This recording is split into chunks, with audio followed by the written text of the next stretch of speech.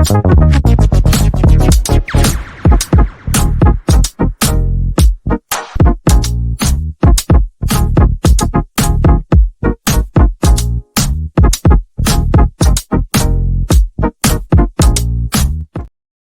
have seen enough. I have seen enough. Is it positive or is it negative?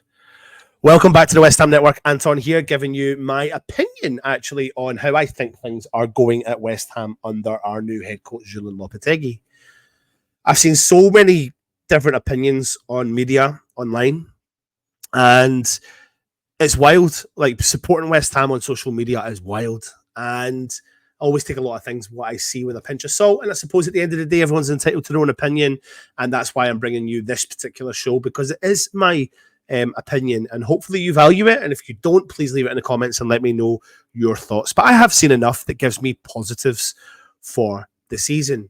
How can I back that up in my, mindset? Well, West Ham have gone through a massive transition. Obviously, David Moyes leaving the club, West Ham bringing in Julian Lopetegui, and Tim Steidten getting free reign and full access to his role, which is what he was brought in to do.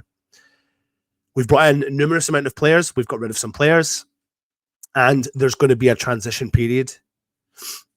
Lopetegui is trying and testing things.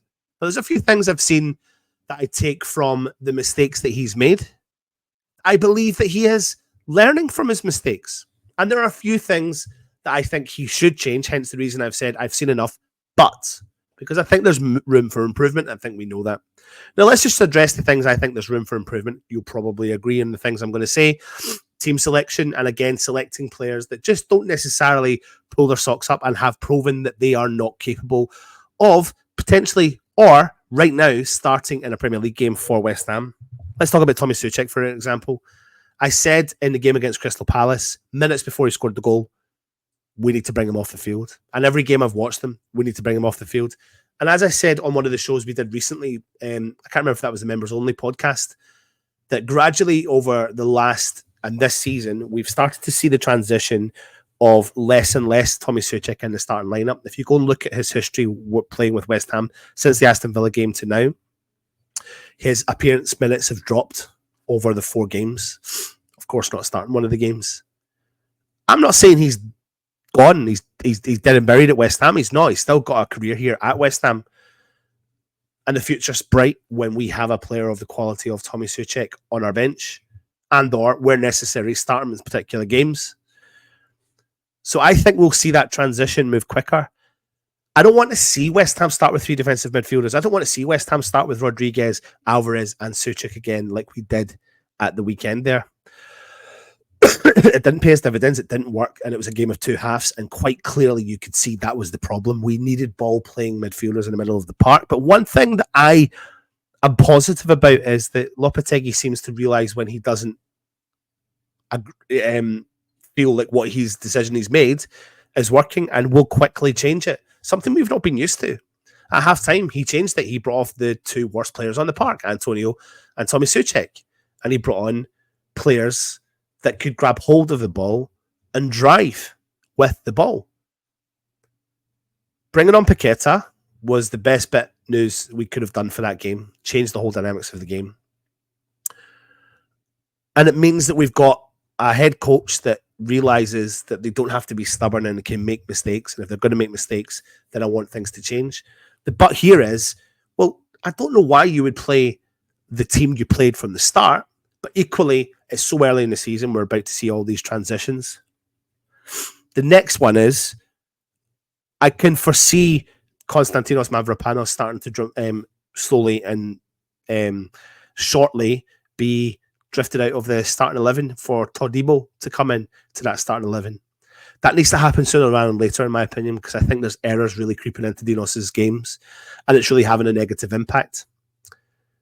The but, though, is that we've got Max Kilman there, who has seemed to be phenomenal, a phenomenal player.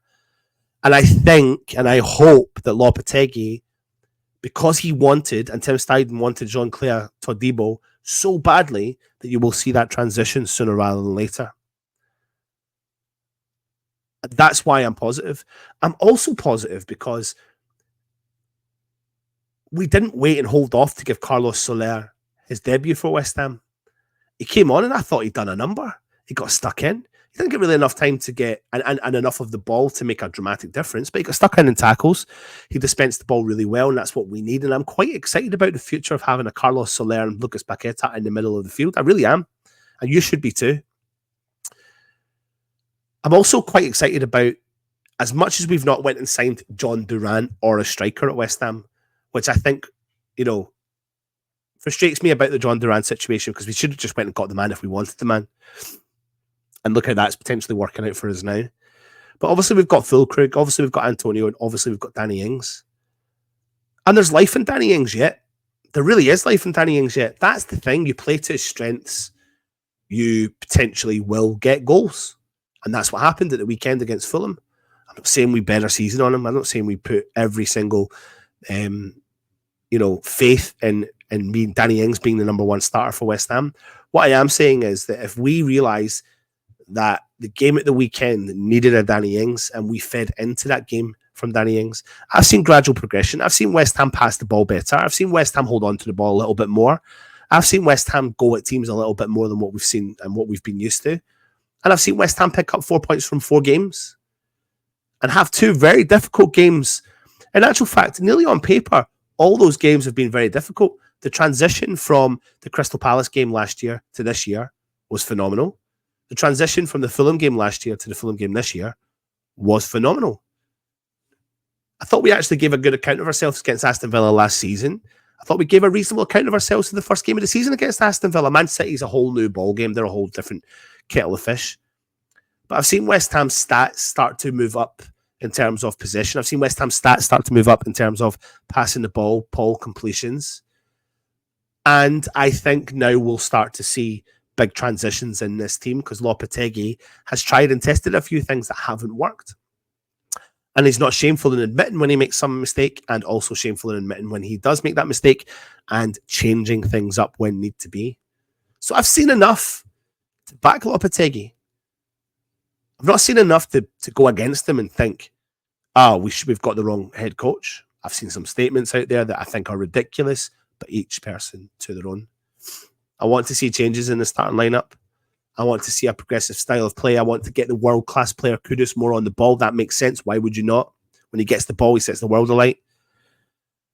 So for me, I have seen enough. But as long as we do make some changes along the way, got a tough fixture coming up against Chelsea, and I want to see West Ham at home take the game to Chelsea.